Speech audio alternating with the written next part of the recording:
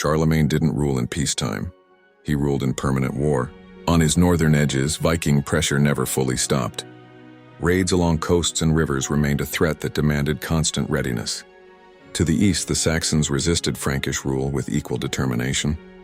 They didn't just fight armies, they rejected Frankish authority, law, and religion. This wasn't one war. It was decades of fighting. Charlemagne campaigned almost every year. When one front quieted down, another erupted. Victory was never final. Rebellion was expected. That constant pressure shaped how Charlemagne governed. He couldn't rely on occasional armies. He couldn't tolerate weak loyalty. He couldn't rule loosely. Control had to be absolute. Conquered regions were reorganized immediately. Land was redistributed. Local leaders were replaced. Garrisons were installed to enforce order. Resistance was punished harshly. Charlemagne believed instability invited invasion. To him, rebellion and Viking raids were part of the same problem: weakness.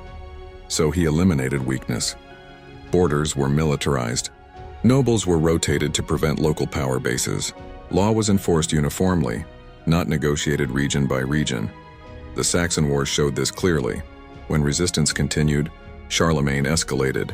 Forced conversions, mass deportations, brutal reprisals. This wasn't diplomacy. It was imperial control.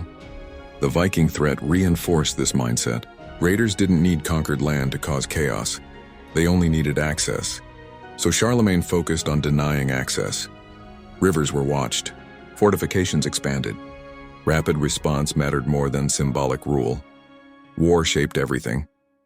Administration existed to support campaigns. Law existed to enforce loyalty. The church existed to legitimize authority. Charlemagne didn't rule like a traditional king.